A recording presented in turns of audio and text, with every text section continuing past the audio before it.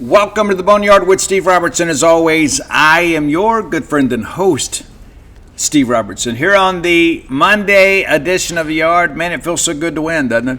Yeah, we're 4-0. We're 4-0. We're jacked about that. We're going to recap the game. We're going to talk about some of the things that happened in the SEC.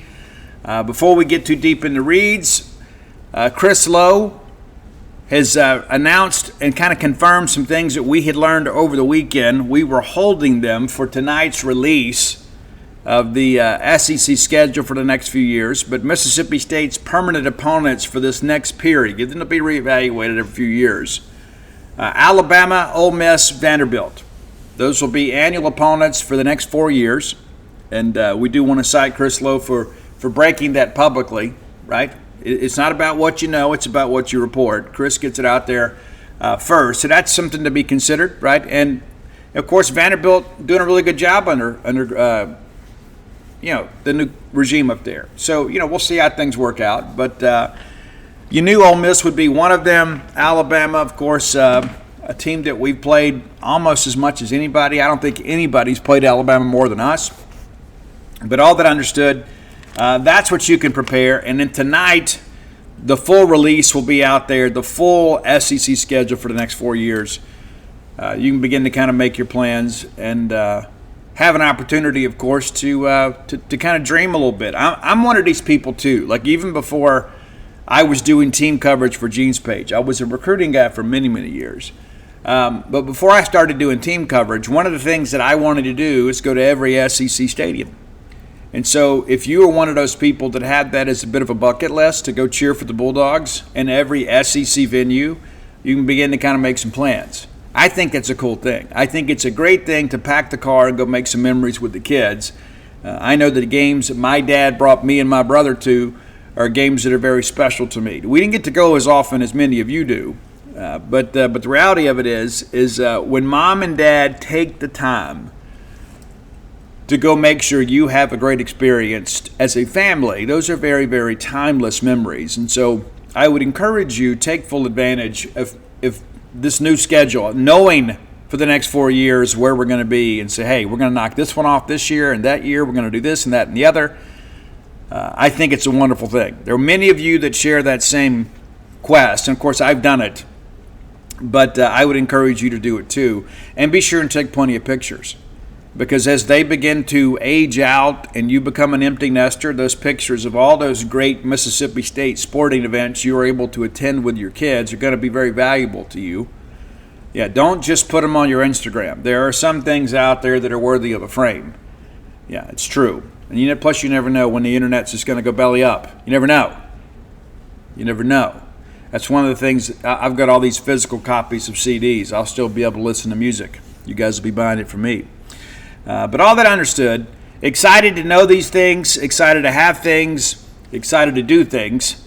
If you've listened to this show, we've been doing this for a long time now, but I'm a firm believer. I'd rather do things than have things. There are some things you need to sustain life, but those memories made are the things that make life truly worth living. So that's where that thing stands. Let's thank our friends at Bulldog Burger Company, longtime sponsors of the show. We love Bulldog Burger Company. I will probably partake in Bulldog Burger Company this evening. At least that's the plan right now. The wife sometimes has veto power with that, but she rarely ever says, I don't want Bulldog Burger Company, because why would you ever say that? It's a wonderful experience. And listen, I eat for enjoyment, not just for sustenance, not just for existence. I eat to enjoy. If not, I would just get by on vitamin supplements and water and that kind of stuff. It's part of life. Eating is pleasurable. It is. There's a lot of fun in eating. I have a lot of fun when I eat Bulldog Burger Company. Get the spring rolls as your appetizer. They'll make you and everybody around you better looking. It's in writing. It's true. It's true. Find your own favorites. If you're a newbie to Bulldog Burger Company, let me recommend the Bulldog. You can never go wrong with just getting a Bulldog, right? But I like to branch out a little bit. Sometimes I just have a different craving. And I can satisfy those with those great selections from Bulldog Burger Company. I would encourage you to do the same, whether it be the Bryant, the Lauren, the Pimentology. I've told you guys before, I don't even like pimento and cheese sandwiches, but I love that pimento spread they put on the Pimentology. It's absolutely outstanding. Add some bacon to it, put some hair on your chest, and then get that chocolate shake to go. You can ride that ride home with a smile. 3 great locations to serve you: University Drive in Stark Vegas, Gloucester Street there in Tupelo, Lake Harbor Drive in the Ridge and Flowwood area.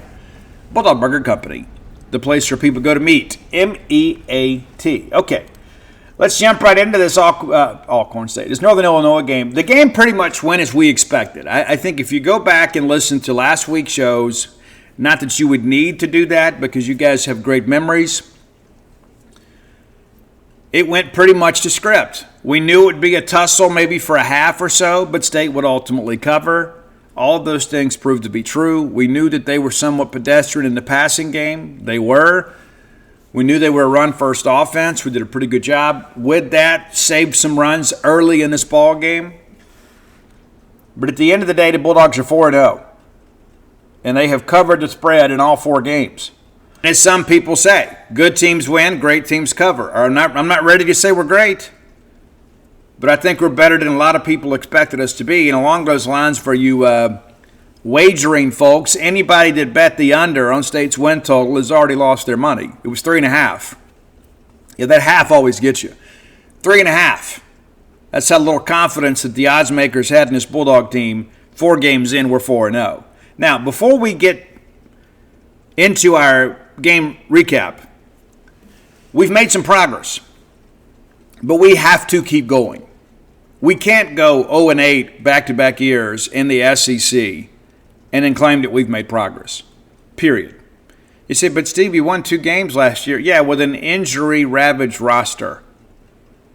So we've won 4 this year, and I'm extremely jacked about that. We have to keep going. We can't just say, well, small baby steps. No. We can't take baby steps.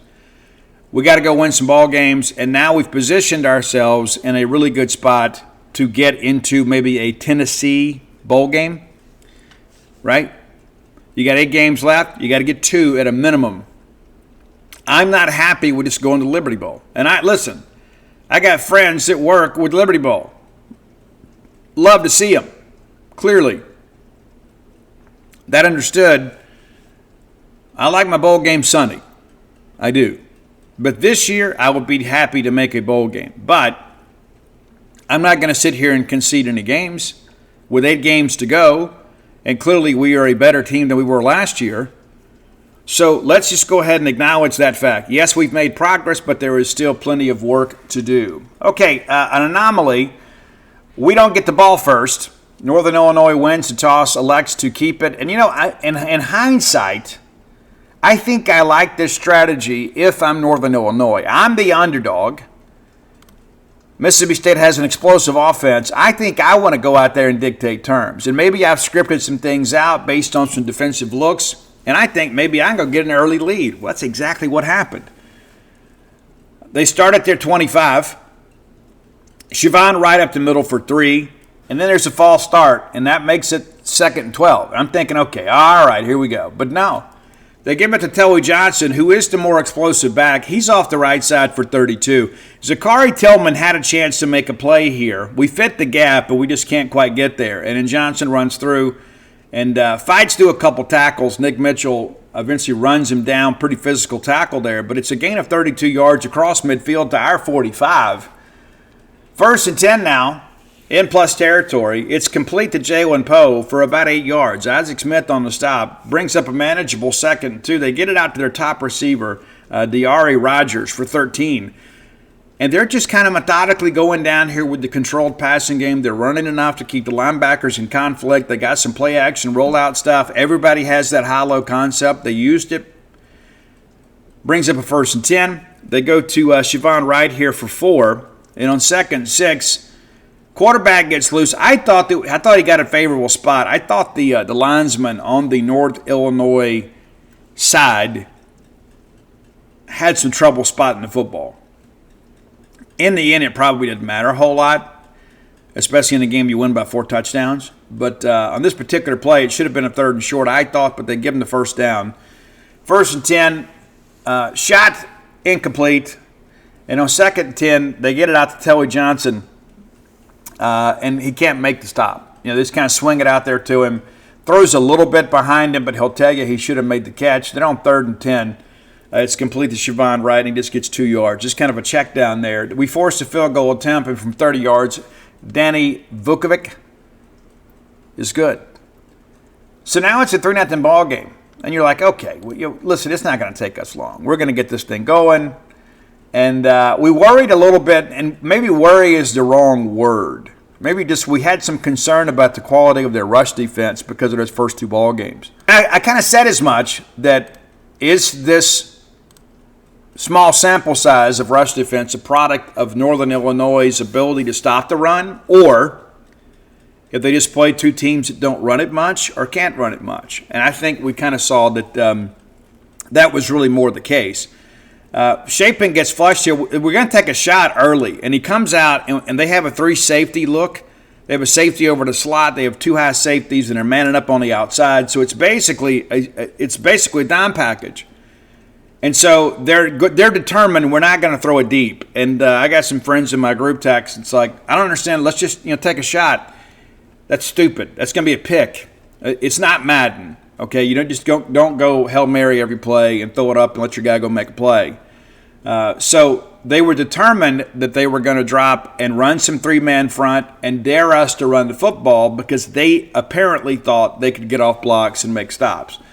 Well, Chapin gets flushed, runs ahead for 5, gets flushed again, this time back to the line of scrimmage, brings up a 3rd and 5. We get it out to Booth, who gets 8, and you can just kind of feel like everybody exhaled a little bit in the stadium.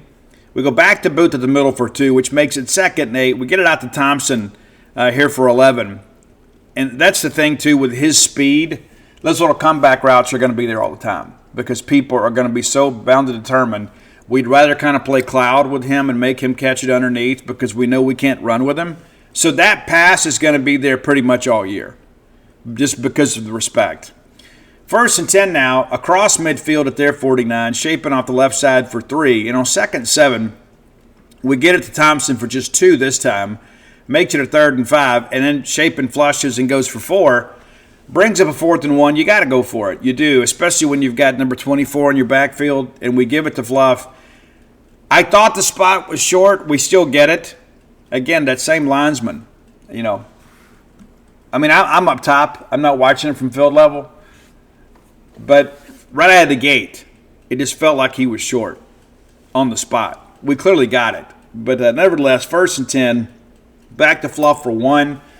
And on 2nd and 9, Chapin, and this is a design play. This isn't just a scramble situation. He runs for 24 yards, has a chance to get out of bounds. He doesn't, kind of lowers his shoulder. I'm not a fan of that. Neither is Devon Booth.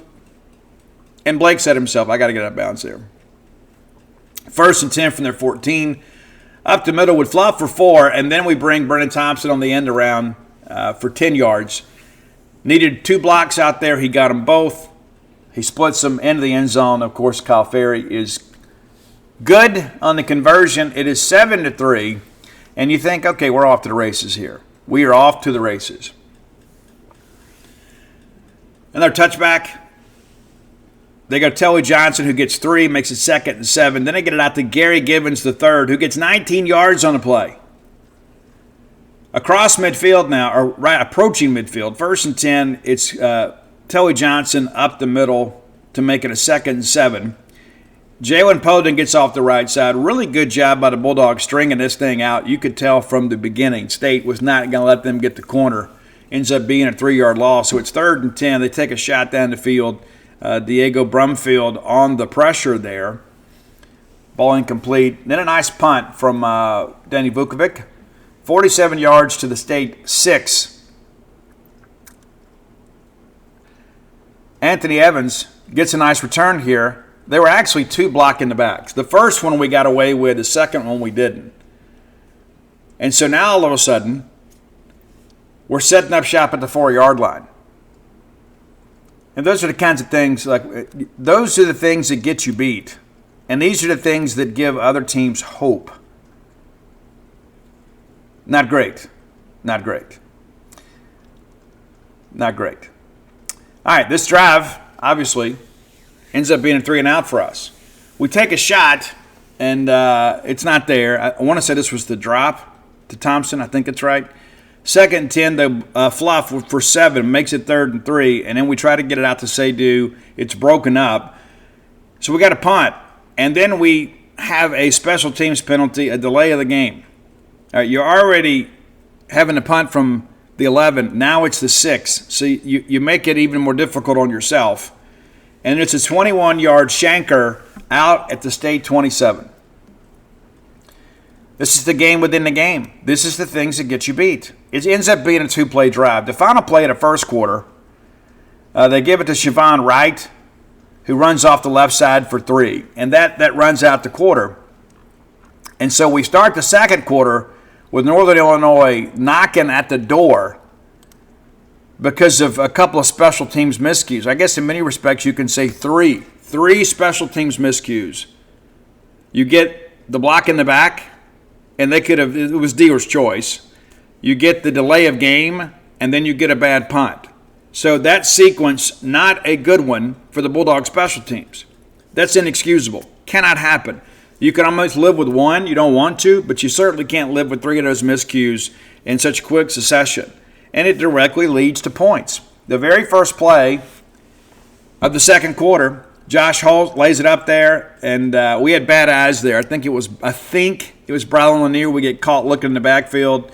Rogers runs a little bit of a corner route concept, catches it for the touchdown, and he looks wide open because we're just not ready, And I can't explain why, but now it's 10-7, and then a lot of murmuring going on in the crowd for Mississippi State. It's true. Well, the Bulldogs strike right back. We get the ball at the 48-yard line here, and they try the onside kick here, and I don't blame them. You've got the lead, you get the ball back, everybody's jacked, and you probably think you can't stop us anyway.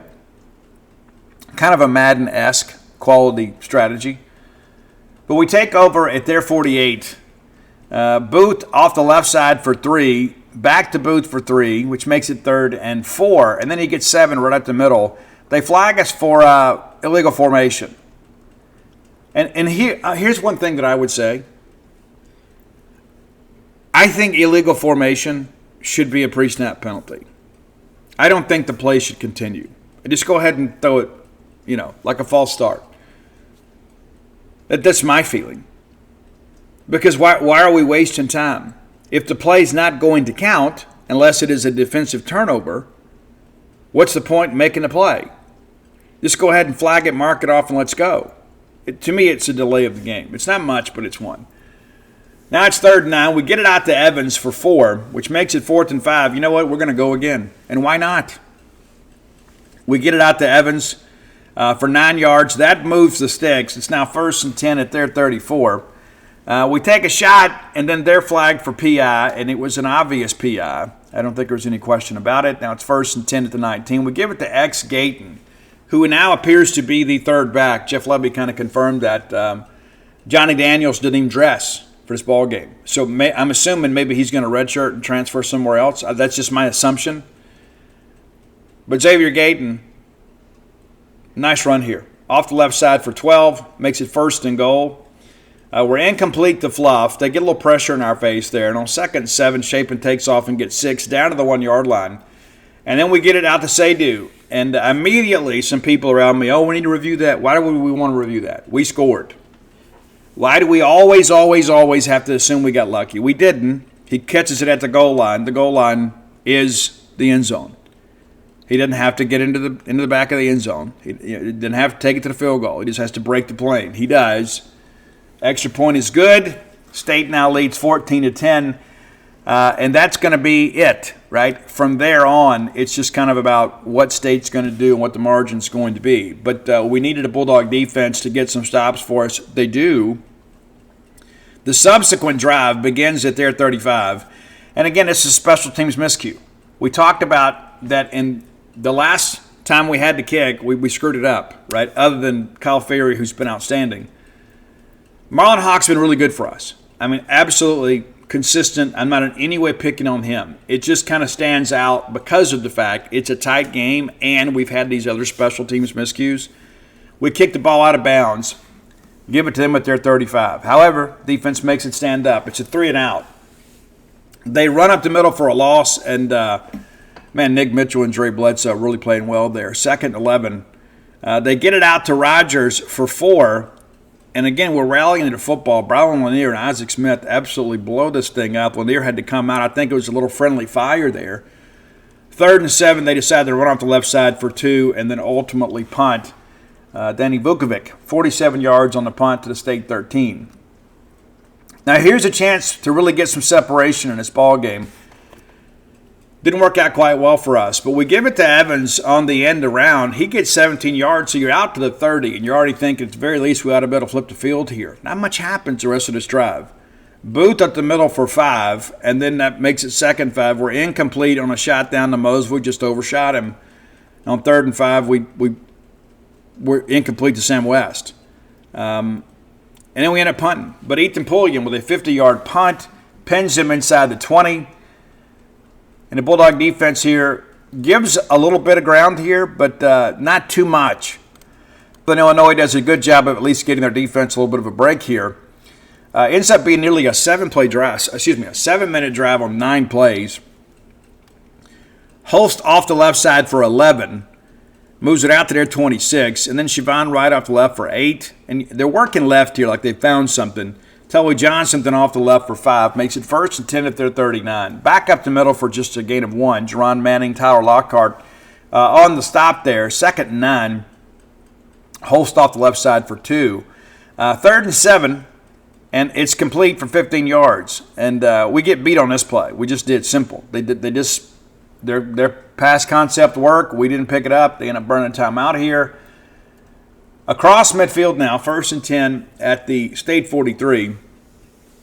It's complete for a loss because they get it out to George Demopoulos. That's a fun name to say. And we knock it loose. Yeah, we absolutely knock it loose here. And Javen Williams, who continues to flash as a second-team corner for us, knocks this ball loose, and they get back on it, but it's a loss. Makes it 2nd and 14. Have to burn another timeout. And then, lo and behold, Siobhan Wright off the left side. Again, finding some success off the left side. Nice gain here. Would have moved the sticks. However, it's a holding play. Comes back. Makes it 2nd and 24. And then they're complete to Siobhan Wright for just 5 yards. Just kind of checking down here. 3rd and 19, same situation. States and Cloud. Red Hibbler on the tackle. DJ Reed. Some guys that are doing some good job out the portal. Makes it 4th and 13.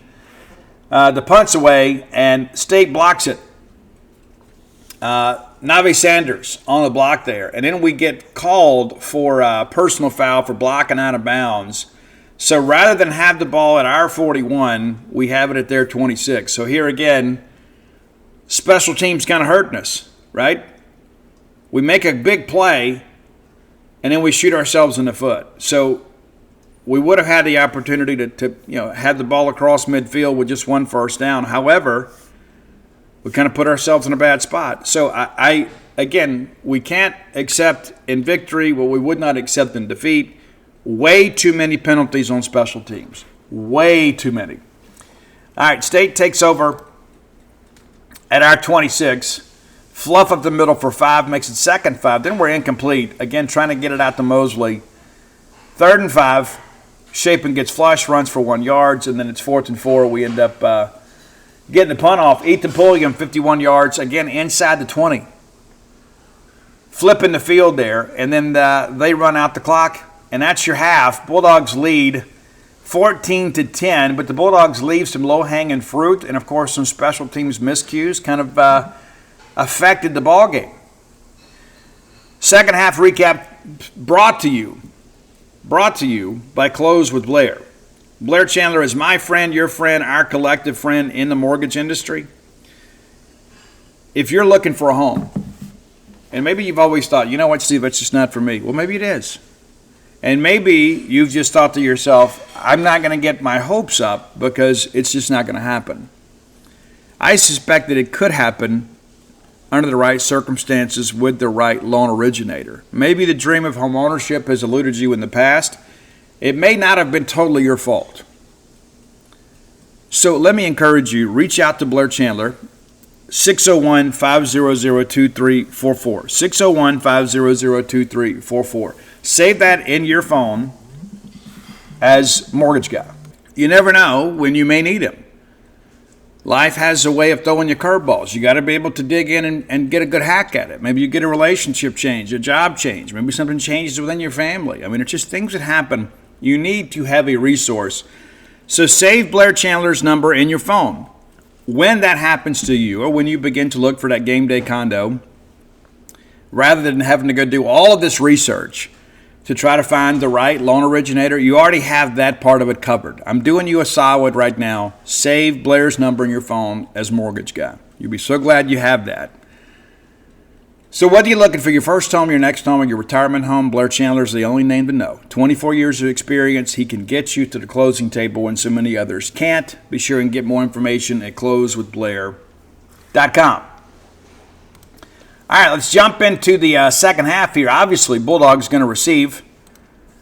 I guess it's not technically an assumption that always rings true. There have been some times in the past where guys have messed it up, but the Bulldogs do receive here. And State's only returned one kick this year, and that was like a squib. Did you know that? That's it. We have not returned a single kickoff this year through 4 games. 1st and 10. We give it to Fluff off the left side for 7, who appears to be kind of emerging as the running back of choice. It kind of feels that way. Unfortunately, it comes back. Luke Work flag for holding here. Makes it 1st and 20. State able to overcome this, though. Bothwell's like, I got you. Runs off the right side for 22, which gets it 1st and 10 out to the 37. We check it down to Bothwell. He gets about 5. And on 2nd 5, we're complete to Evans at midfield. He pushes across to the NIU 48-yard line. And then we take the shot down the field to Jordan Mosley. Finally able to connect there. A couple times Blake was a little bit long. Just seemed to be a little bit off. This one, great throw, great route. Mosley wide open on the play. Makes it 1st and goal at the 3. We give it to Booth.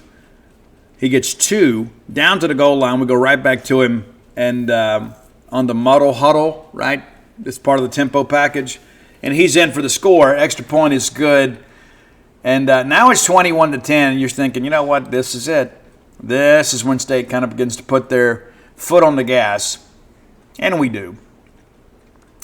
So, good drive here for Northern Illinois, though. Like, you want to stay in the ball game, you got to answer, right? I mean, it's now a 2-score game. So if you have any hope whatsoever, you got to at least get down there and get a field goal. You'd love to get the touchdown if you're the Huskies, but you've got to at least answer.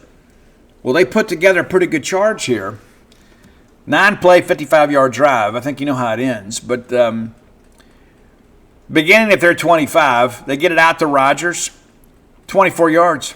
Yeah. Now, one play, they're already at midfield. 1st and 10 from their 49. They get it out to Telly Johnson again for 6, and then it's coming back for holding. So now you're like, oh, you got there behind the sticks. We'll force a punt. We don't. 1st and 14, Poe up the middle for 5. Then on 2nd and 9, we kind of aid in our own demise a little bit here, right? Wright rushes to the middle for 5. We're flagged for face mask on top of it. So now, instead of them being right around midfield, they're already in field goal range. And that's an effort penalty, right? I mean, you hate to see it, but, it's guys playing hard. All right, now it's 1st and 10 from our 30. They take a shot. It's incomplete. I don't know why people continue to test Kelly. I don't. 2nd 10. We give it to Wright. They give it to Wright, for 11. And on 1st and 10, from our 19, they go back to Wright for 3, back to him again for 4 on 2nd 7. Loss of 4. Red Hibbler absolutely blew that play up. One of the best plays of penetration we've had this year. That was on 2nd and 7. Ends up being a 4-yard loss. Makes it 3rd and 11. They decide to take a shot at the end zone. And why not? Because you feel like you're in field goal range. Let's at least take a chance here. And then Isaac Smith, over the top, makes his first interception of his career, which is difficult to believe. I said on a Bo Bound show this morning, kind of reminded me a little bit of the Nico pick in the other end zone, right? Maybe not quite as athletic, but man, what a great job Smith did of getting those feet in bounds. Incredible job. And then, again, now you got to go put this game away. A chance to do it. We don't quite get it done, though. We take over at our 20 and then fluff off the right side for 16. And it just kind of felt like State had a lot of energy and urgency after that pick. After that stop, you felt like, okay, this is our chance to kind of put these guys in the rearview mirror. We take another shot, incomplete. 2nd and 10, we give it to Fluff for 8, makes it a manageable 3rd and 2. Back to Fluff for just 1, though. 4th and 1, we go again. And this time, Camario Taylor in the game, and he pushes ahead for 5. And the more times you see him run, the more excited you get about the Bulldog future, right? 1st and 10 from the State 50. It's just on our side. I understand it's midfield, but it's just on our side, just nosed on our side. Evans off the left side for 5. I like the fact that we're involving receivers in the running game. 2nd 5. Booth up the middle for 15, and you think we're rolling. And then, again, we get flagged for holding. Again. 2nd and 15, and now Shapen sacked for a loss of 6, and you feel like the drive is dead. Blake's like, no, I'm not sure about that. On 3rd and 21, Blake Shapen takes off as the middle of the field just kind of opens like the parting of the Red Sea. And then showed some burst that I think a lot of people didn't know that he had. And then dives forward for the first down. Crazy. 22 yards on the play. Now it's 1st and 10 at their 39. And it just kind of feels like it's just a matter of time. We're complete to Aiden Williams. Short gain there. Makes it 2nd and 7. Fluff up the middle for 6. And then on 3rd and 1, Fluff breaks it for 14. Now it's 1st and 10 at their 16. You really would like to have finished this drive. Anthony Evans is stopped for a loss of 1. Makes it 2nd and 11. Shapen then sacked. 3rd and 19. Booth runs off the left side for 19. It's going to be a 1st and goal situation. Nope, it's coming back for holding. And maybe that's why you gain 19 yards, is because of the hold. Maybe. But now it's 3rd and 29. So again, State negative plays here. 3 consecutive negative plays because of the penalty on the 3rd one. Makes it a 3rd and 29. We give it to Fluff, who gets 5. We line up a field goal, and Kyle Ferry, just call him car wash because he's automatic. It's 48 yards and good. Gives State now a 24-10 lead, and Hawk kind of returns to form here. Touchback. Northern Illinois takes over here. Their drive here, final drive of the 3rd period, ends up making its way to the 4th. But it just kind of felt like the air in the building was different. Like, of course, a lot of the students had left. And I'm not going to beat everybody up for that. I'm not. As a part of me that wanted to, I was really frustrated. I was really frustrated at times. With the crowd. I mean, it's like we only get 7 chances to see Mississippi State football at Davis Wade Stadium a year. That's it. That's it. There's 365 days a year. We look so forward to this, and especially on the east side. You know, students were there in the beginning, and a lot of them left at the halftime. But, the east side I thought was bad. I really did. But anyway, we win the ball game. I don't think we're going to have any attendance problems the rest of the way, certainly not this week. But, it kind of is what it is. But, again, to this drive here to close out the 3rd quarter, they take over at their 25. Johnson's the middle for 4. And then on 2nd and 6, they get it out to Demopoulos, who has 11. And then they flag us for unsportsmanlike conduct. Yeah, again, these are the kinds of things. That's not good football. It's not. You're only up 2 scores. Why give them the opportunity to get any juice, right? Why give them free yardage? That takes us to the 4th quarter. Shavon Wright up the middle for a loss of 1. Malik Sela playing well for the Bulldogs. His most extensive action of his college career. Playing well. Holston incomplete. Sela in his face. And you remember, as a regular listener and astute observer of Mississippi State football, it was Sela that had the tip on the pass against Arizona State that ended the ball game. Siobhan Wright then off the left side for 6, and they decide to go, right? And they get it out to Diari Rogers. It looked like it was right at the stick. It did. And the official rules it about a half yard short. And you look on the replay, and to give that guy some credit, I've kind of beat him up about spotting the football. This time it seems like he got it right. The left foot is what hits out of bounds. And it's where the ball is. And he ruled him. I thought he ruled him a little bit short. They review it. The call stands. It's a turnover on downs. And then State decides, okay, time for fun and games is over. We take over at our 36. Fluff at the middle for 1. Then on 2nd and 9, we're incomplete. Roy Williams, their very talented defensive end, kind of gets some play here. And on 3rd and 9, we get it. Incredible play. Blake audibles at the line. They're in zero coverage. You got a deep safety that's making a run here.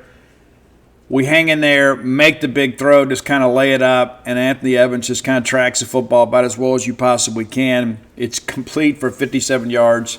Down to their 6, shaping off the left side for no gain, and then we give it to Booth, who's in for 6. Nice block out there by Seydoux. Extra point's good. It's 31-10. And if you wanted to leave now, I kind of understood. Game's in control. The win is in hand. All right, kickoff. They touch back again. 1st and 10 from their 25. Poe off the left side for 14. They take a shot. It's incomplete. 2nd and 10. They get it out to Towie Johnson for 4. Makes it a 3rd and 6. They burn a timeout here. And then it's incomplete. They take a shot to Diari Rogers, who is their best receiver. And on 4th and 6, they decide they got to go, and why not? You got to. And the game's over if you don't, right? I mean, it may be over anyway. Doesn't matter how bad you get beat. Got to play to win. 4th and 6, incomplete to Demopoulos. DJ Reed forcing a quick throw there. Turnover on downs. And from here, it was, hey, we'll stay cover. Spread, I think it was 21.5 at kickoff. It's a 21-point lead now. Well, State makes all of those that believed in them with their wagering efforts happy. 1st and 10 from their 43. Fluff gets 2, makes it 2nd and 8. Back to Fluff for 2, makes it 3rd and 6. And then Fluff again for 3. And on 4th and 3, we just said we're going to go. And why not? We're in plus territory. And not that I think Kyle Ferry couldn't have made it. I think he could have. But why? Well, just go, right? 4th and 3. We get it out to Fluff, who gets 5 yards. Makes it 1st and 10 now from their 31. Back to Fluff. It's the Fluff show. Off the left side for 3. 2nd and 7. Xavier Gayton really comes in and runs hard. There's just some guys just look like natural running backs. There's some guys that like it's like all they can do, right? There are some guys that just seem to understand how to jump cut, how to put their foot in the ground and get north and south. That's Xavier Gayton. He has some special qualities, and he was kind of a wildcat quarterback in high school, and some people thought he might be a safety. He has blossomed into a running back of note for Mississippi State, and I think he has some burst that maybe the other guys don't. 1st and 10 now. We get flagged for false start. We weren't set there. 1st and 15 now. Gayton off the right side for 22. And they have to review it because you couldn't tell if he got in on the bounce or if he got in. And his knee was down just short of the 1. I was short of the goal line inside the 1. We go right back to X, and he scores. Extra point is good. It's 38-10 with 4.5 to go. And from here, it's really just kind of academic, right? And I think Northern Illinois kind of felt that way. Then they got backup quarterback in there, Brady Davidson. He gets it complete out to LaDon Bryant. A lot of new names kind of being mentioned here, right? They get flagged for holding, makes it a 1st and 20. They take a shot down the field on the left side. It's incomplete. 2nd and 20. Complete down to Kenji Lewis for 7. Makes it 3rd and 13, and then Davidson is sacked. Ray Thomas, the former Northern Illinois Husky runs him out of bounds short of the line of scrimmage. That does count as a sack. I'm sure it's a big moment for Ray. Probably need to play him a little bit more. 4th and 15. Vukovic, probably the star of the day for Northern Illinois. Guy had a good game. He did. 47 yards. Fair caught. And then again, a special teams miscue. So we can't even fair catch it and just keep it where it is. That's the kind of stuff that drives you crazy.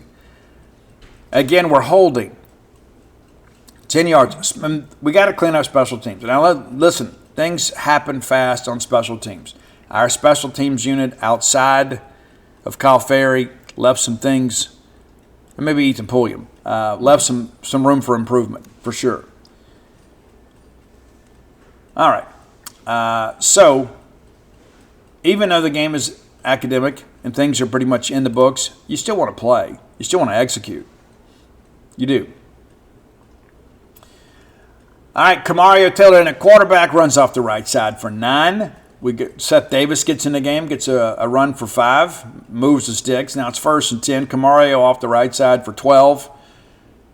Back to Davis for 4, makes it 2nd and 6, and Davis up the middle for 7 to move the sticks. We just let the clock run out from there. And so, again, a lot to like about this game, a lot to be upset about. And let's kind of get inside the numbers here, and we'll do just that. We'll talk about some of the things that we can do better.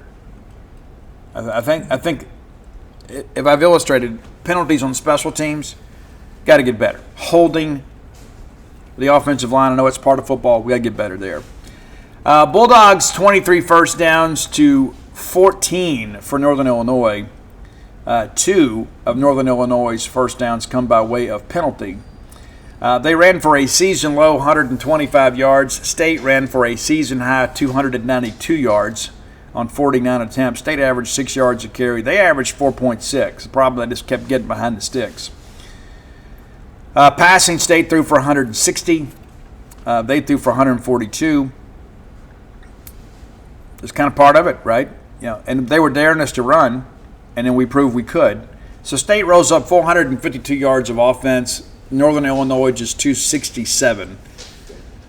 State 11 penalties for 103 yards. That cannot continue. That has to get better. And again, about half of them on special teams. That's one of the things that just drives you crazy. It does. We had 3 punts for 122 yards. 40.7 is the average. We had 2 of over 50. Right, those come off the foot of Ethan Pulliam, and then Tice has the one that's the 21-yarder that allowed them to take a quick lead.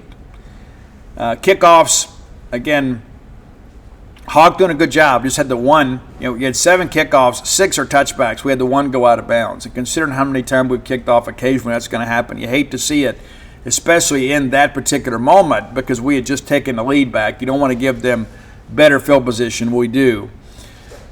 In-State wins the battle time possession for whatever that's worth, 31, almost 32 minutes. State was really good on 3rd down defensively. Northern Illinois, 1 of 9 in 3rd down conversions. Bulldogs, 5 of 13, not great, but we go for it 4 times on 4th down, so 4 of 4 there. So in those short yardage, drive-saving situations, ultimately you get 9 of them, and you can live with that. State 6 of 6 in the red zone. Red zone offense has been good. It really has been. And I think sometimes that's kind of getting lost. State just the 1 sack. They did a really good job with their play action rollout stuff, kind of getting away from the pressure. But, we're not getting as much pressure on the quarterback as I think we should. Schematically, that kind of worked against us a little bit last week. They had 2 sacks for 14 yards. That's how life works. It is. Individual numbers here. And many of you have already seen some of the stuff. But, again, Blake Shapen, 12 of 20 for 160. The 1 touchdown. A couple sacks, no picks. Fluff Bothwell, 17 carries for 101 yards. Shapen, your second leading rusher with 51 yards on 11 carries. And that's even after you back out the sacks. And then Xavier Gate, 4 carries for 45 yards. 11.2 yards a carry. That dog will hunt, right? Camario, 3 for 26. Anthony Evans, 3 for 21. Booth, 7 of 22. Seth Davis, 3 for 16. And Brennan Thompson, 1 for 10 that gets into the end zone. Leading receiver, Anthony Evans, 4 catches for 80 yards. Of course, that one long of 57. Jordan Mosley had the one big catch for 45. Thompson, 2 for 13. And again, give Northern Illinois some credit. There's like, we're not going to let these guys throw the ball over our heads. And then they kind of got into a situation as the game got separated from them. They had to gamble a little bit more and allow some guys to be in better coverage. But when you come out with, a 3-safety look early in the ball game, we're going to run the football. And once we proved we could, they had to kind of get out of that look. Fluff a couple catches, too, for 10. Look at defensive numbers here. And Jerron Manning leads us and then doesn't finish the game. Jerron Manning, 7 tackles, got banged up twice, came off the last time favoring the left foot or ankle. We'll try to find out more today. We just don't know. But it didn't look great. I could see him sitting this week. I just don't know. But that's the one I'm the most concerned about. Isaac Smith with 6 tackles. The 1 interception, Brian Lanier, 5 tackles. Good game for him. And he got banged up a little bit too, but was okay. Hunter Washington, 5 tackles for him. Bulldog safeties, right? I mean, run that back. Safeties making plays there. And again, and a game that was not a great one offensively for Northern Illinois. Diego Brumfield had four tackles and a half of those for a loss. Also had a quarterback hurry. So a little quarterback pressure there with him. Bulldog linebackers kind of ran the second. Zachary Tillman, Jalen Smith with 4, Tyler Lockhart with 3. Probably his most extensive action is a Bulldog. Jed Jefferson makes his 2025 debut and has 3 tackles. Nick Mitchell with 3. Just a lot of guys. Again, we play a lot of people kind of spreading this thing around. We punted 3 times. Ethan Pulliam 2 times with an average of 50.5. And, of course, Tyus, we mentioned the 1 for 21. It is what it is. Maybe there's a role for him as the placement punter, but when we're backed up in the end zone, we cannot afford that to happen again. Just can't do it. No ifs, ands, or buts about it. So that's where things sit today as your Bulldogs now 4-0. And now we'll get ready for your top 10 list.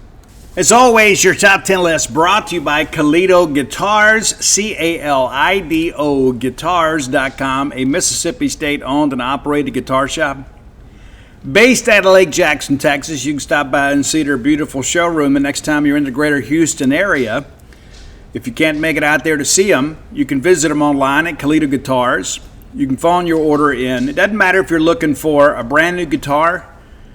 Maybe you're a professional player, you need a new supplier, or maybe you're a beginning player. You can find exactly what you need at every price range, from a couple $100 to $300, $400 to $2,000 or $3,000, $4,000, and everything in between. You owe it to yourself to visit KalidoGuitars.com today. Give yourself a little incentive to work hard, right? And today's top 10 list is going to be a little bit different too. And one of the reasons I bring that up, because I think sitting down playing some guitar or bass or violin or whatever is good for the soul. That's what I believe. So Kalido Guitars gives you a promo code. You can use it in person. You can use it over the phone. You can use it online. It's BSR. You know it well.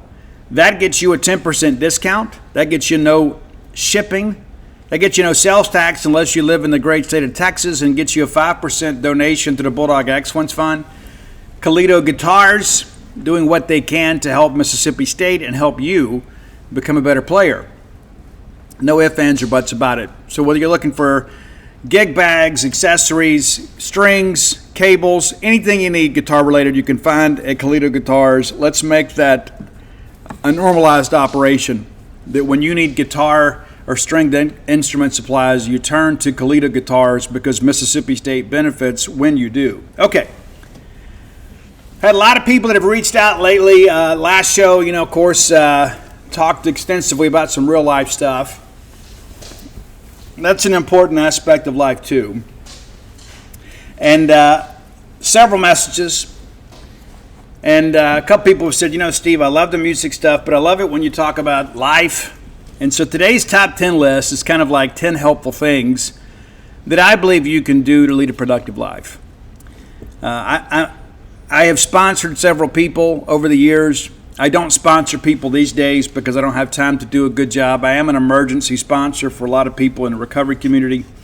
I don't mind picking up the phone when a friend is in need, but I can't commit to being a full-time sponsor. You guys know, very busy guy, and it's not an excuse. I've tried it. I've had to kind of encourage people, hey, you need to find somebody that's got a little more time to give you. So it's difficult. But here are some recovery principles that I think can help you in life, whether you're in recovery or not. You may just be a regular person. You may be a person that's already healthy and happy. But these are some things that I believe can help you live life and live life more abundantly. Number 10, stop the amplification of negative voices in your life. And that includes social media.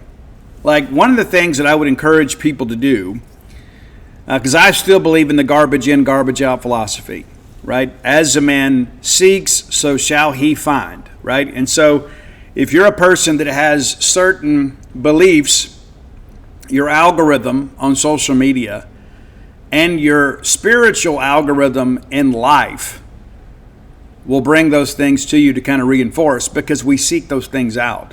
So if somebody tweets out something that's dumb, that you don't agree, and you quote tweet it and like, hey, look at this idiot, you may as well have said, I love them.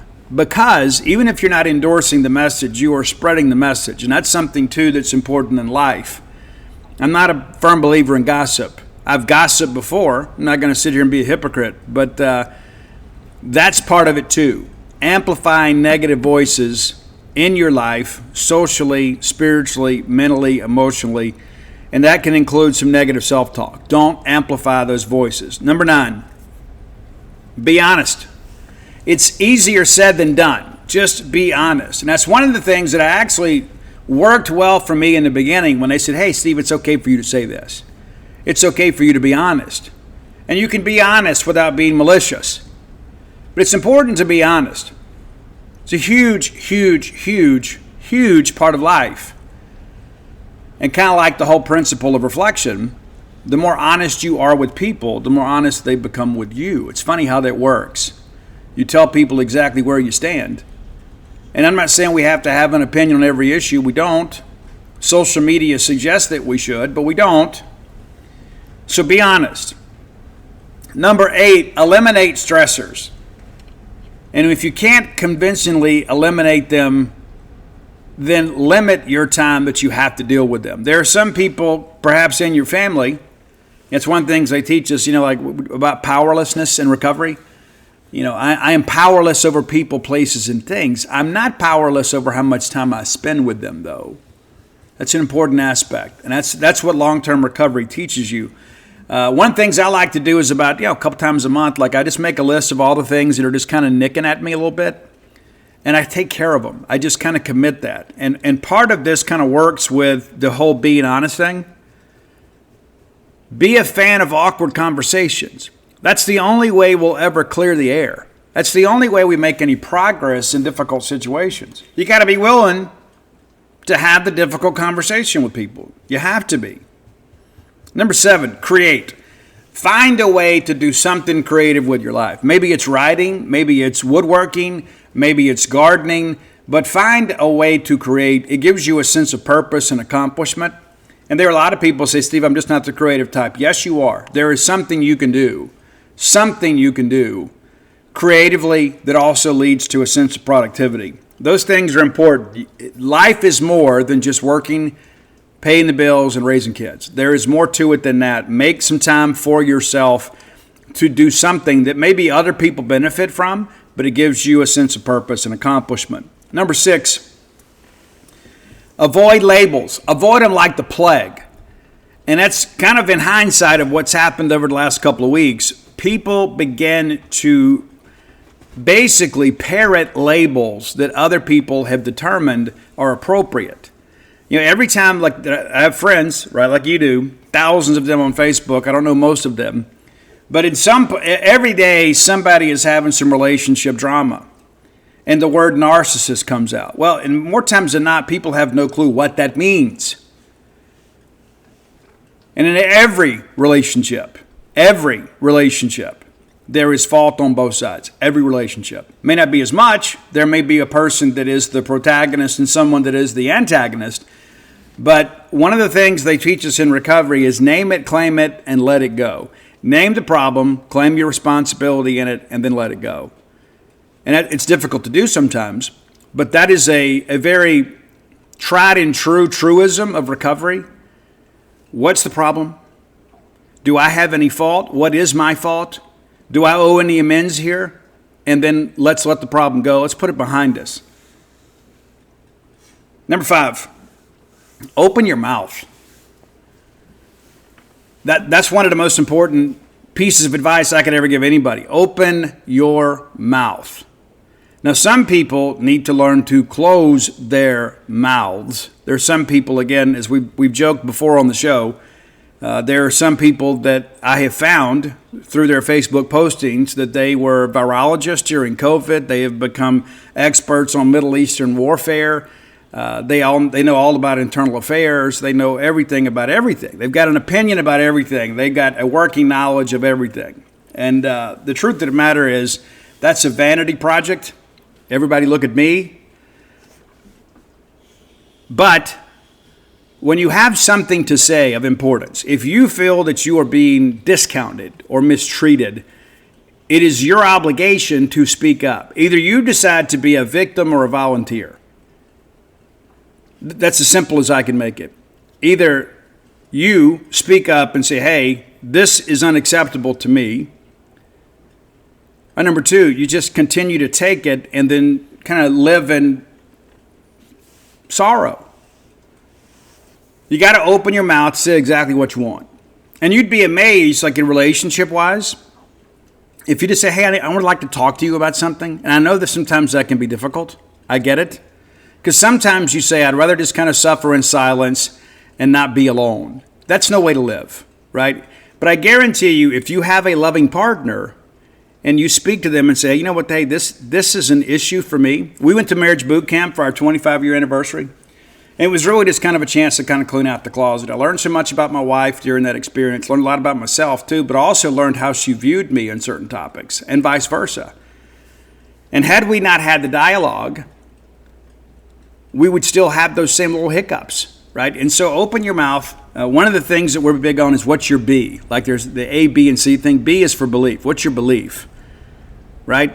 And so it's like, hey, I think you do this because of this. And then you find out later that you've read it all wrong. But you would never know that if you didn't open your mouth. You have to speak and communicate. Everybody always talks about, oh, communication's a great thing. And then they don't understand how to communicate. Number 4, learn to process pain in a healthy way. I've shared it with you guys before. That is the keys to the kingdom in recovery, and I would suggest in life. Negative things are going to happen. There will be people that are going to hurt you on purpose. There are going to be some people that hurt you inadvertently. There are going to be times when life just punches you right in the face. It happens to all of us. And so you've got to learn to process pain. For me, I was a person that kind of ran from it at every chance I got. Every chance that I had any adversity, I would just run. I'd go get drunk or go get high, go find some new girl to hang out with. I mean, it was always something. I never, ever dealt with anything. And once I finally learned some coping skills, it's like, hey, well, this is what happened. And you got to just let yourself feel it, right? You got to just kind of absorb that. Like when my dad died. It was so incredibly difficult. It crippled me. It did. I didn't even feel like the same person. I felt like I lost my anchor. And so I had to work through that. And a lot of it kind of goes back to opening your mouth and saying what's on your mind and heart and spirit. You got to learn to process pain. Some people do it through therapy. Some people do it through church or prayer or meditation. But you have to find a way. If not, you're just walking wounded. Number 3, and this may be the most important thing we talk about, you have to have a higher power concept. Now, when I first got into recovery, even though I'd been raised in the church, I was really more of an agnostic. I believed there was a God. I wasn't quite sure who he was. It took me some time to kind of figure that out. As I've shared with you guys before, it didn't make any difference to me. If you believe that God rides a Harley and smokes Roy Tan cigars, it makes no difference to me. It doesn't matter what your visualization of who and what God is. Some people say, you know what, Steve, the whole God thing just kind of turns me off. That's cool too. I just want you to believe in something greater than yourself. It could be Mother Nature. If you consider that aspect of it, there has to be a belief that, number one, there is a plan. I don't believe that God created the world and didn't just flipped it around and left it spinning. I think there's a purpose for everything. I don't believe in coincidences. I know other people do. Oh, it's just coincidence. No, it's not. Basically, what it's teaching me is that maybe I need some positive affirmation of something, or perhaps it's a lesson that I failed the first time. Because what we fail to address, we are destined to repeat. It becomes a never-ending cycle. And I think having a higher power concept, again, no matter how you choose to identify that, that's completely up to you. But I tell people all the time, in times of tragedy and struggle, I don't know how people make it through this without a belief in a higher power. I choose, my higher power is God, with the capital G. You may feel differently. I'm not going to think any less of you. I may be wrong. I don't believe so, but I may be. But I've got enough room within my life and enough maturity to respect your beliefs and values. Number 2, to their own self be true. They put that on the back of all the AA chips, and basically what that means is don't fake it, right? Kind of going back to opening your mouth and things like that. You can be who you want to be. You may not necessarily be who or what you want to be. A little difference there. But you are responsible for you. And you're not just living life to be a doormat. Listen, I've got some people that I love. I absolutely love. And I see some of the mistakes they're making in life. And I'm not an interloper. I'm not one that's just going to come in and say, hey, this is what you need to do unless I'm asked. I just kind of love them, and I'm here when they need me. I'll share a story with you, and I'm going to change some details to protect the guilty as well as the innocent. But, several years ago now, I became acquainted with somebody, and it's a friendship that I cherish. It is. And it's an incredibly difficult and complicated situation. Some things happened.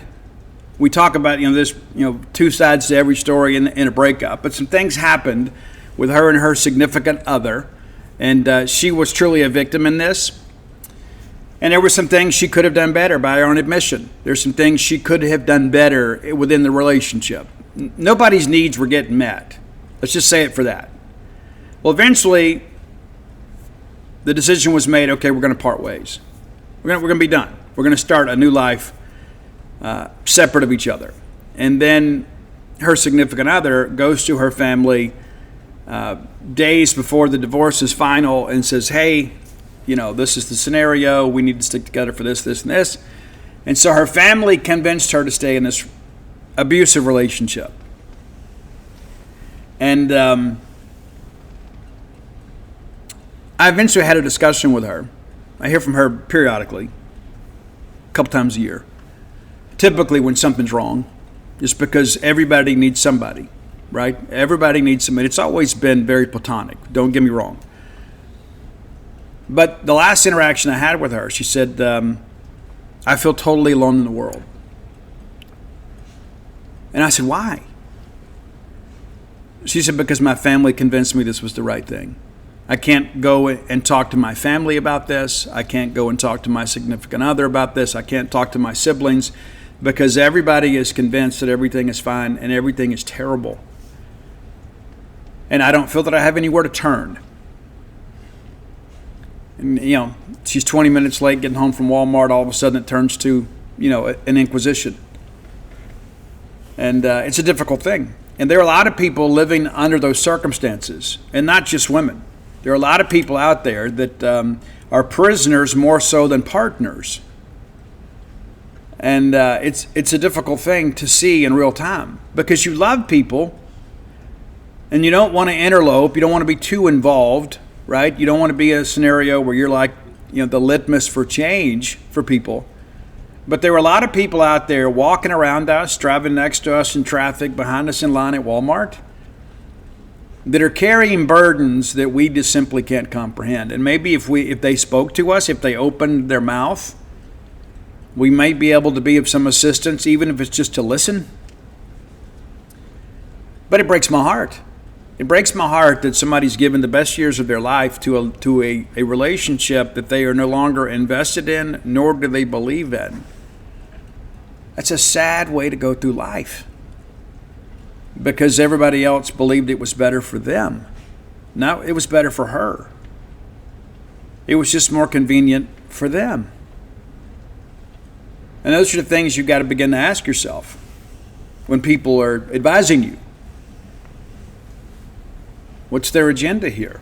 What's their takeaway here? It's important to judge people sometimes based on their intentions rather than their actions, and that is difficult at times to navigate.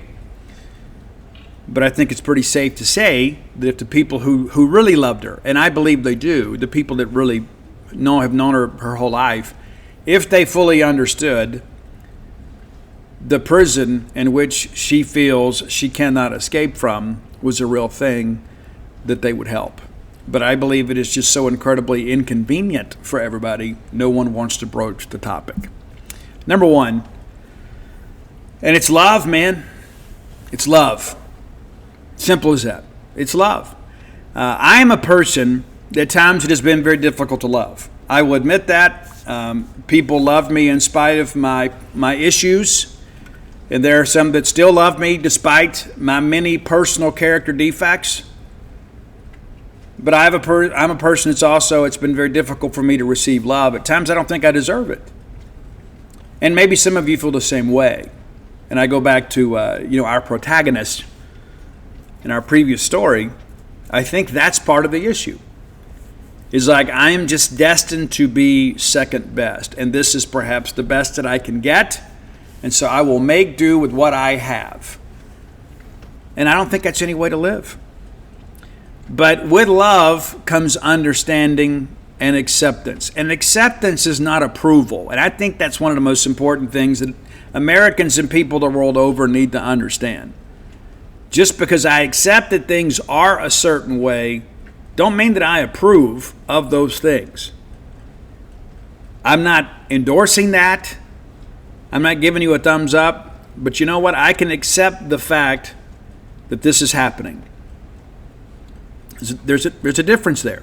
There's a difference between acceptance and approval, and it's important to study that distinction, because there are a lot of people, they think, well, if this person is not condemning certain actions, then they must be supporting them. And that's totally false. There are a lot of people that are just kind of neutral about things. A lot of people view you through the same lens that they view themselves. And there's just so many things. Like I'll give you a great example. It's like we'll talk about drugs and alcohol, right? There are some people out there that are like former addicts and former active drinkers that are so incredibly hard line about all this stuff. And listen, I'm a guy that believes in total abstinence. Don't get me wrong. But there are some people out there that get in recovery, and all of a sudden we kind of forget where we've come from, and we kind of become, probably the most bitter straw in the drink. Because like, oh, you can't drink. Don't drink around me, blah, blah, blah, blah. That's a you problem, not a them problem. And then all of a sudden we begin to believe everybody that's drinking is immoral.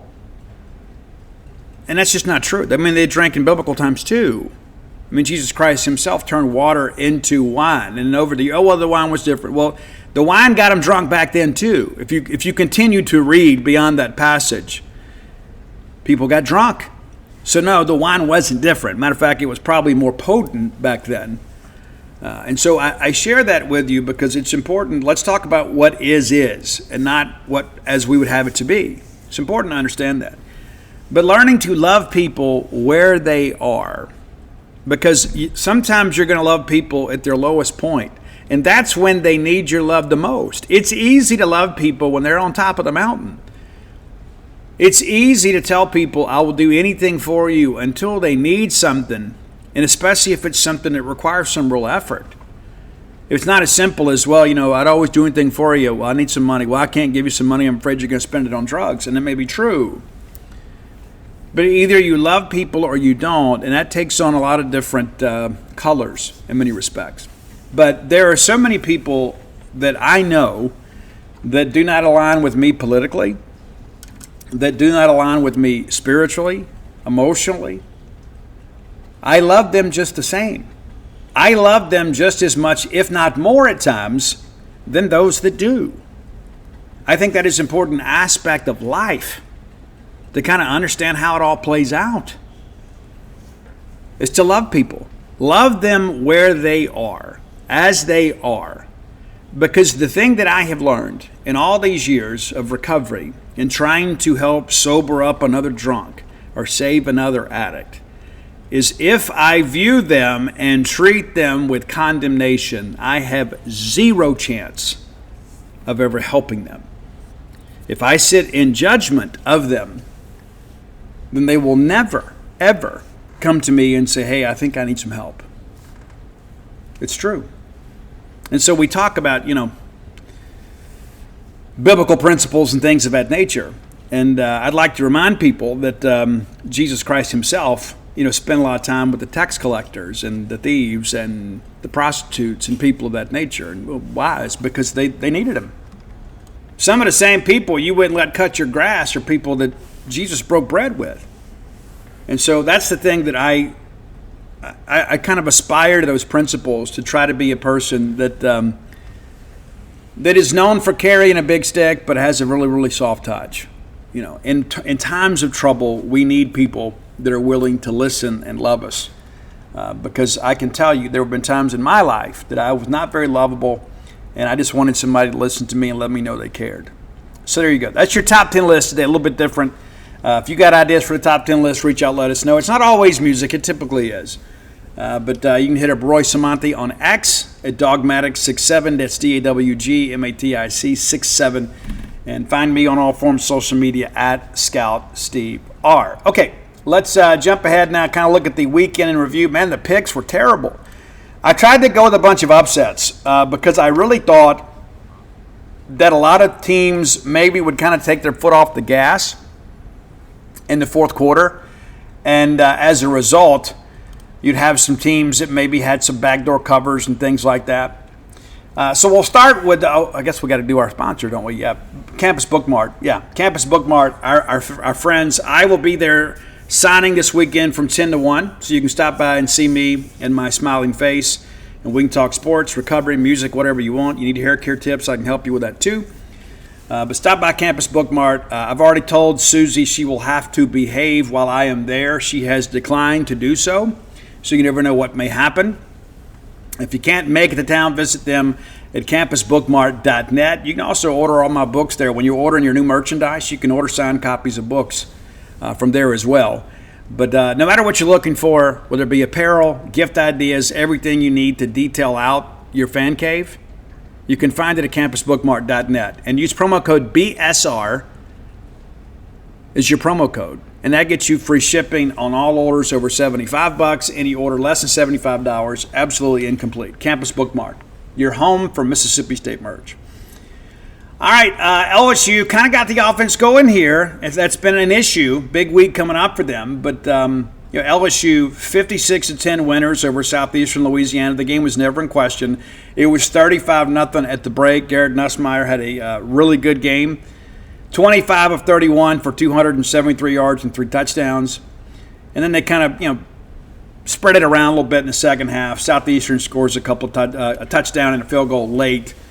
But the Tigers, 56-10 winners.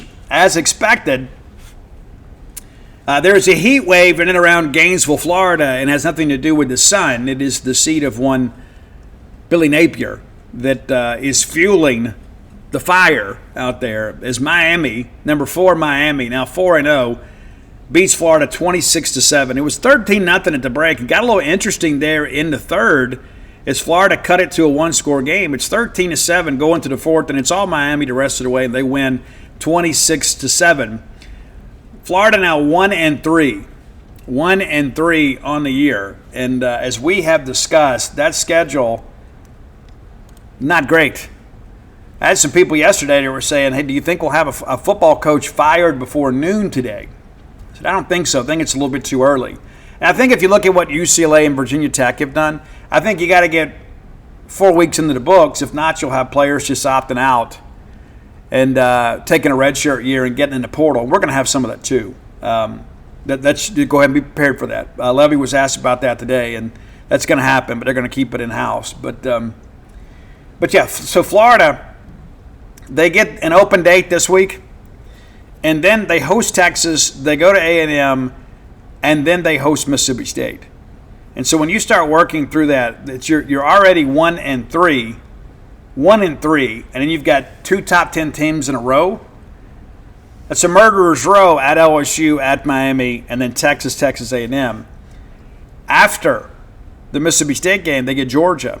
Then are at Kentucky, at Ole Miss. And I don't know who's going to be coaching them by then, but I think Billy Napier is in a world of trouble. Some people have suggested Scott Strickland maybe. Scott signed an extension not too terribly long ago. So I do think Scott's the guy that makes the next hire. And the truth of the matter is, he made a good hire with Dan Mullen. It didn't work out for one reason or another. Not that we ever know the truth there. But hey, it is what it is. But, yeah, Billy Napier in some trouble for sure. Texas, a cover there, and I hope Sam Houston, even though they were 0-3 at the time, would find a way to get a trash touchdown late to make it interesting. They did not. Arch Manning, 18-21 for 309 yards and 3 touchdowns. And Texas, it's tough to gauge them because they played so many non-conference games. But they've got the skill pieces, and maybe they're kind of getting Arch going a little bit. I'm not a big fan of the standing over the Sam Houston State defensive back, though. I'm just, listen, I'm an emotional competitor too, but I don't really get down with that. I mean, it is what it is. I mean, have fun. But when you're blowing out a team that is winless on the year from the FCS, that's not the time to flex.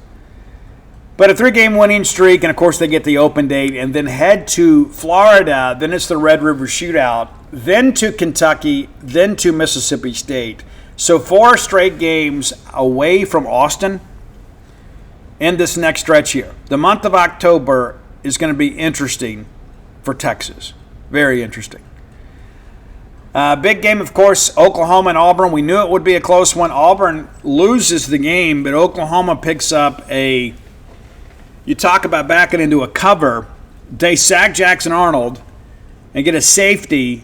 They had a 5-point lead at the time. The spread was 6.5. They get the safety, so they won it 24-17. A lot of controversy around this game. Auburn folks have a right to be angry. I'm a firm believer in, you want to win with dignity and then lose with grace. But in this situation here, I don't blame Hugh Freeze or John Cohen or anybody involved with Auburn football. Satania lined up in a hideout position. It is what it is. It's against the rules. The rules weren't enforced, and a touchdown was scored. And then, I'll be honest with you, I could see it go either way. You let Auburn scoop and score early in the game that they negated. I don't know that there was enough evidence to overturn that call. I think it probably should have stood, which makes that even worse, right? There's 2 controversial calls, not to mention the trick play where the safety just pulled the receiver down right in front of the back judge. So it never boils down to one play, but I think in this one you may have a case that it could have. Ole Miss clearly playing better with Trinidad Chambliss at quarterback than they were with Austin Simmons. Tulane was undefeated coming in. I didn't think Tulane could win. I thought they would cover. They did not. It was 23-3 at the break. And then Ole Miss really closes out strong with a 22-7 fourth quarter to win it 45-10. I don't know that Ole Miss has the skill players they've had historically. I do think they are better with Chambliss than they were with Austin Simmons. Not as turnover prone and a guy that can make some plays. It'll be interesting to see what happens once we get into SEC play, and we will this week. UAB is at Tennessee, of course. That's watch that game before we got finished recording the show. They've got some guys that can run and catch, and that offensive line lost 4 out of 5 starters last year, but they have not missed a beat. They are clearly well coached. Aguilar doing a good job hanging on to the football. I think he's thrown 2 picks. One of those was a tip drill type thing where a DB from UAB gets his hand in there on Brazel. He goes flying up in the air, the safety picks it. That's not on your quarterback. So playing some good football, and we're going to have to find a way to kind of shut him down. But Tennessee is interesting, and we'll talk about them on our midweek preview, they are terrible in pass defense. And a lot of that's got to do with injuries, but they have really struggled in pass defense. They are worst in the conference, allowing over 1,100 yards passing already. They've allowed 19 explosives. That's 20 plays or more in the passing game. That's the most in the Southeastern Conference. If we can pass protect, we've got a chance here. Vanderbilt puts up 70 on Georgia State. That's an easy cover. And Vandy ranked 20th and 4-0. Fired up for sure. Clark Lee got him playing well. Georgia State, not really a good opponent, but the reality of it is Vanderbilt did what SEC teams should do to Sun Belt teams that are struggling, and they destroyed them. Missouri 29-20 winners over South Carolina. An interesting game. South Carolina had the lead at the break. It's it's 20-18 after 3, and then it's all Missouri in the fourth as they score 11 points to put the game away, 29-20. Could have been a huge win for South Carolina. Kind of in a bit of a tailspin. Now 0-2 in the SEC and 2-2 overall. Of course, they still have Clemson. Yeah, we'll see. But Missouri, ranked 23rd in the country and 4-0. Hardy still doing some big things at Mizzou. Memphis with the shocker. And maybe it wasn't as big a shock as maybe we thought. I thought that Arkansas might get healthy. And remember last week I said I don't understand all the angst from Razorback fans? Well, now I do. I apologize for my ignorance. You guys knew and probably saw this coming before the rest of us did. So we're going to give you credit. But this Arkansas thing, we talk about hot seats. Sam Pittman was really on the hot seat a couple years ago and had a better year last year. Yeah, listen to what's coming. Okay, so this weekend, they're going to play Notre Dame in Fayetteville. Now, Notre Dame hadn't been great, but it's Notre Dame. They're going to have athletes. Then you got to go to Tennessee. A&M comes to Fayetteville. Auburn goes to Fayetteville, and then Mississippi State goes to Fayetteville. That's 3 straight home games you could probably get right there. But then you got to go to LSU at Texas and then finish up with Missouri. There's a distinct possibility that Arkansas may not win another game. I think they will. But when you're 2-2 and you're done with non-conference, save the fact that you've got Notre Dame coming in, a team that played for the National Championship last year, might as well be playing an SEC team. They're a top 25 opponent. And that's the thing you begin to look at. Of their 8 opponents left, 6 of those 8 are ranked currently in the top 20. Doesn't get any easier from here to there for the Razorbacks.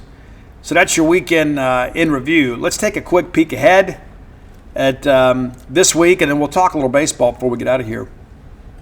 As mentioned, Notre Dame is at Arkansas. It's 11 a.m. on ABC. Utah State, who is 3-1, will visit Vanderbilt. Vanderbilt should have the opportunity to make it 5-0. They're favored by 21.5. That's a lot. LSU on the road at Ole Miss. Ole Miss favored by 2.5. This could be an interesting game. Can this LSU defense slow down Lacey a little bit? Put the game into Trinidad's hands? The Ole Miss skill people, again, not quite as good as they have been. This LSU secondary is going to be a good game. It's going to be 2:30 on ABC. Auburn is at Texas A&M. The Aggies favored by 6.5. That could be an interesting game too. And you got to feel like if you're Auburn, maybe there's a little less pressure on you because Alabama has struggled so much as of late. And also big news out of Auburn: Bruce Pearl retiring unexpectedly right here before the season. Interesting. Tennessee at Mississippi State. Tennessee favored by 7.5 points. I think it started at 9.5 and it's come down. I think that's right. I think it'll settle under a touchdown. And I think, again, this game will largely be determined on who can influence the quarterback. Alabama at Georgia. Georgia favored by 2.5. Now, this is a battle of athletes, but it's also a battle of coaching staffs. And I think if you look at it through that lens, it probably favors Georgia. UMass at Missouri, it's a big spread at 44.5. UMass 0-3 on the year. Tough cheese, Barry. Kentucky at South Carolina. The Gamecocks favored by 6.5, despite the fact that they've lost 2 in a row.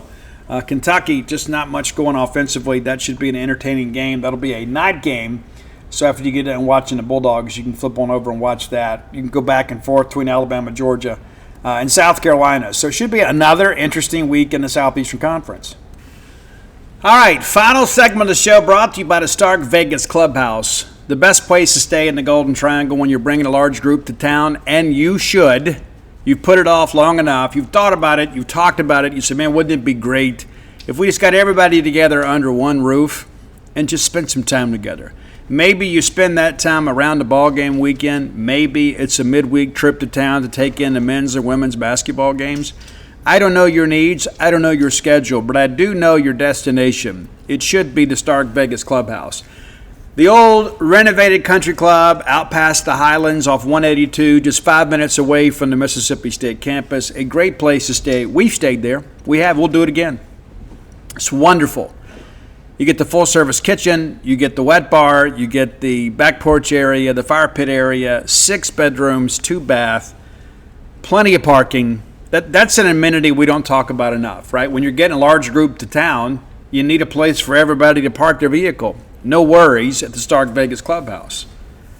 No doubt about it. And it's so great to have everybody together. You know, you can cook together, you can DoorDash together, you can get out, go to enjoy your favorite restaurants together, and then kind of come home and chill, right? And so instead of everybody being scattered around in 5 and 6 different hotels or Airbnbs, get everybody together at the Stark Vegas Clubhouse. When you Google Stark Vegas Clubhouse, their Facebook page auto-populates. You can see all the pictures of all the amenities available to you and your guests. Also, some booking options pop up. You can go Airbnb and VRBO if you'd like. But if you want to save some money, book through the Evolve website.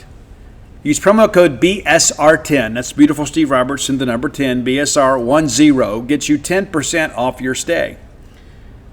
Maybe you're trying to spend all your money, so your kids don't get it. But, hey, I can't judge you, but I can tell you this. If it's free, it's me. And if it's discounted, I'm interested, right?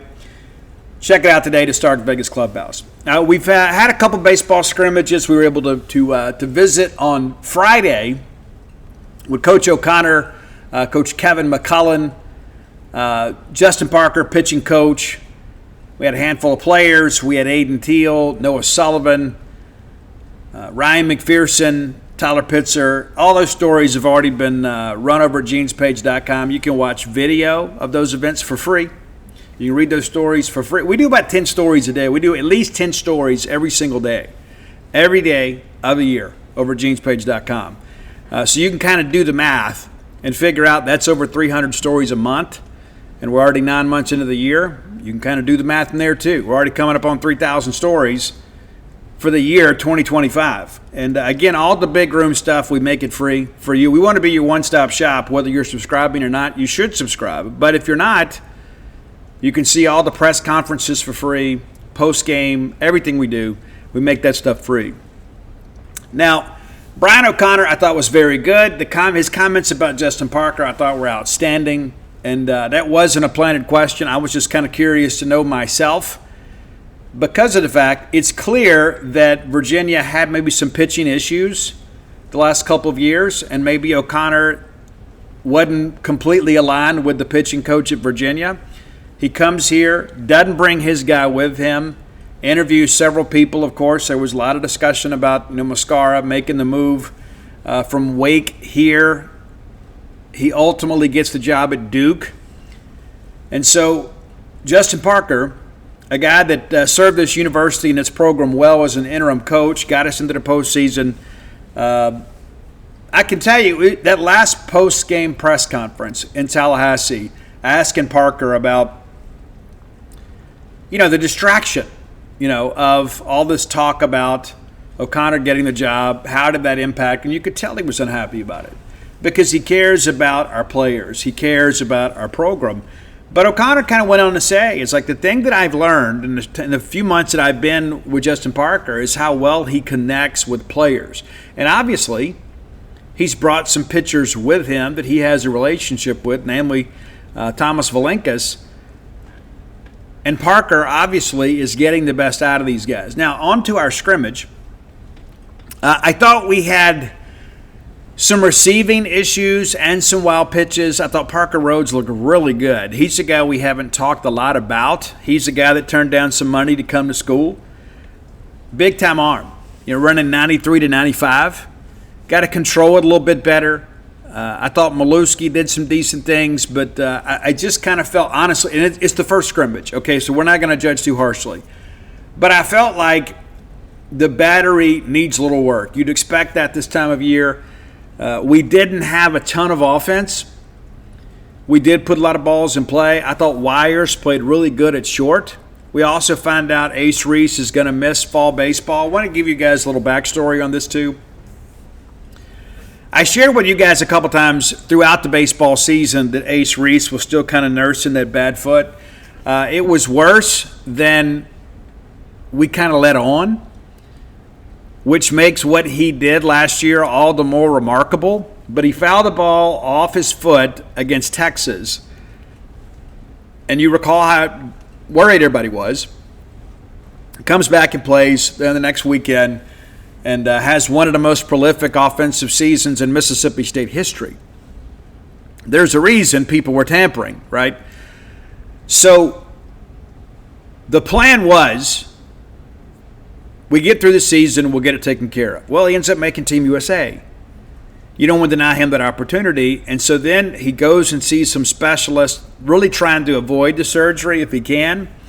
And then ultimately the decision was made to have surgery. After all these opinions, you have the surgery now, you get through fall. And listen, he's still getting some work in. Don't get me wrong. It's not like he's just sitting around watching Netflix. But it's better to get it done now and have him 100% by the time the season rolls around. The expectations he'll be full go come December. And again, you got to think about, he played with an injured foot for basically 3 months. And one of the things that, and I didn't say much then, a lot of people were like, hey, he's not digging as hard to the line defensively. Well, now you kind of understand why. Ace played a pretty good third base for us last year, but he wasn't 100%. And if you've ever played infield, you know as well as I do, you got to generate some energy to create motion. We're not going to have a physics class here, but because of that injured foot, at times he wasn't able to plant and shoot the way that he'd like to, and maybe field some of those balls down the line. There weren't many, but some of you kind of thought, hey, he's a little slow-footed. Well, now you know why. It's true. So, had some interactions, obviously, with people close to him. But, I'll always have Ace's back. That guy's a star. He picked Mississippi State. And, I remember as that thing with the portal began to kind of wind down, my sources close to Ace, extremely close to Ace, were like, you know what, at the end of the day, he wanted to feel like it was his decision. Because of the House settlement, like a lot of people, these agents, and well-intended, right? Hey, let's get a deal done before the settlement because the framework of these future deals is going to be different. And I think in some respects, this is just my opinion, I think Ace kind of felt like it was a rushed process. It was the right decision, but I think in the end he needed to feel like it was his decision. And so all that's kind of going on at the same time, right? All of that's happening. The Team USA stuff's happening. He's got people in his ear.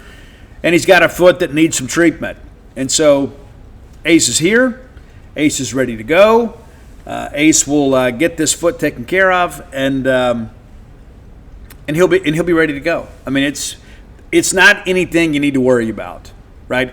And honestly, I think the silver lining in this, because we already know what Ace Reese can do, is it gives you the opportunity to give somebody else some reps to get them ready so they can contribute. Frontino, I thought, looked really good at third. Young guy, right? Guy we hadn't really talked about. Because we spent so much time talking about Jack Bauer and talking about Parker's. But Parker Rhodes and Frontino are dudes. And again, I think there is a debt of gratitude that is owed to Chris Simonis and Jake Gautreaux and those guys putting that great recruiting class together.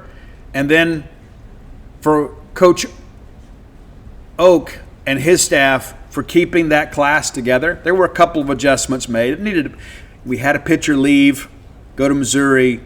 We had a pitcher leave Virginia to come here. There's always got to be a little trade out. And we're not done with 2026. There may be some baseball news this week. We're kind of waiting on a couple decisions. And excited about that. But I like the look of the team. We look like a very athletic group. We look like a very physical baseball team. And again, we talk a little bit about these younger pitchers. And Oak said himself this summer, we got to grow up pretty quick on the mound. And I think he's right there. But you got Ryan McPherson, a guy that pitched Team USA Baseball. You got Charlie Foster, a guy that turned down a ton of money to come to school, that was a little bit banged up last year. And then you got Duke Stone, a guy that went in the portal, pulled out of the portal, and then had a tremendous summer in the Cape. And so there's a sophomore group right there that you can feel really good about. Some guys that are going to throw some quality innings. And Thomas Valenka's obviously a weekend guy already. He'll be your Friday night guy, barring something totally unforeseen. Then there's Tyler Pitzer, a guy that we pulled in, had a really good record at South Carolina on a bad team. And then he goes to the Cape, and he's the pitcher of the year in the Cape Cod League, which is the best summer league available. It's wooden bat, so you kind of, it can be a little bit deceptive at times. The aluminum bat's a little less forgiving if you're a pitcher, right? You can make a mistake with a wooden bat and kind of get away with it, not so much with the aluminum bat. But the fact that Pitzer is a guy that has been able to dial up that slider and get a lot of swing and miss, I think that speaks well. And, of course, he's a guy that Justin Parker recruited back when he was at Indiana, had a personal relationship. And Pitzer said, hey, I hoped Justin Parker would call once I went into the portal. Probably could factor in as a Sunday guy. But the reality of it is we've got some guys that have some SEC and Power 4 experience. It's not like it's a total rebuild. We're just kind of bringing some guys in from other places to help kind of shore up what we have returning. And so, pitching wasn't, we know how to throw the slider. I can tell you that. We got a lot of swing and miss on the slider. But, listen, catchers and pitchers need some time to work together, especially against live hitters. If you've ever been a catcher, it's one thing to just get out there and play pitch and catch. It's another thing when you got a guy swinging a bat right in your line of vision, and you got to go block up a breaking ball in the dirt. There's a lot to it. Being a catcher is often a thankless job. Nobody ever says anything unless you mess up, right? Unless you make a ridiculous throw out to second and get a runner. It's one of those things that just kind of happens in life. The only time people notice you when you make a mistake. But we've got some guys. It's just going to take some time to kind of develop some chemistry and cohesion, and it's just really the beginning of practice. And so we'll have an opportunity, of course. We'll have several more opportunities to see them this fall. There will be some close scrimmages. And O'Connor said part of that, too, is there's just sometimes he wants to work on some things situationally. Put some guys maybe in uncomfortable positions, move some guys around just to kind of see what they can do. So there's going to be a few private scrimmages, and that's okay. We'd love to be there. We want to be at everything. We're nosy. We're the eyes and ears of the people. But one of the things that kind of stood out to me, too, and I wasn't sure what to expect. After the scrimmage is over, everybody runs to home plate, and they get in a circle, and you got leaders in the middle, and they do like a 10, 15-minute ab workout. They're doing some crunches, they're doing some planks and things of that nature, kind of military style. And I thought that was interesting. A lot of people want to use these type of developments and cast, aspersions at the previous staff. At the end of the day, that didn't profit us anything. Okay, we have a new staff, we have a new way of doing things, and there are people around this conference, because I speak to them regularly, that are concerned about Mississippi State baseball. They are concerned because they know a little bit more about the NIL money that we've thrown around, the rev share money we've thrown around in the last few months. And they're like, man, it looks like Mississippi State is really serious about baseball. And that's what we want people to think. I can't wait for people to start hating us again, right? Just like like all of a sudden State has some success in football and all of a sudden the cowbells are an issue. Just wait. Just wait until all of a sudden Brian O'Connor gets a couple seasons under his belt and we're going to Omaha and all of a sudden kids are wanting to come here. Because I think one of the things that O'Connor is probably doing a better job than some other people have done previously is because of the fact that at Virginia they were somewhat limited. And they still excelled on the recruiting trail, and they still found a way to get to Omaha and get guys into the major leagues. He has more benefits here than he has ever had at any point in his career. And so when you take the salesmanship from Virginia and you pair it with the facilities and financial commitment of Mississippi State, nobody else has ever had anything quite like this. And so we look at what Jay Johnson's done at LSU. I think it's a similar situation. I think Jay's a great baseball coach, and Jay is a guy that's kind of done, more with less, and then all of a sudden he gets to LSU, and what do you know? They win 2 national championships. And so I think these series between State and LSU are going to be absolutely epic. If you hadn't done so, go to dutynoblebook.com. You get signed copies of all my sports titles and the personal memoir, When the Bottom Falls. Come float with us at True West Floats by Starkville. Dial 662-268-7601. You can speak directly to my lovely wife, Dana. She can answer any questions you may have. It's not like floating in your pool. It's completely different. You got 1,200 pounds of magnesium-infused Epsom salt. You float on top of the water, so you float effortlessly. You have never rested in such a position in your life. And so it takes a little time to kind of figure that aspect of it out because it's a new experience. If you're a person that suffers with chronic anxiety or pain, or maybe you just need a break or want to do something special for yourself, we may be able to help you. We've helped many others. So again, check it out today. You'll be glad you did. And come join us over at genespage.com. But until next time, let's all live our lives in a way we make more friends than enemies and people can see a difference in the way we live.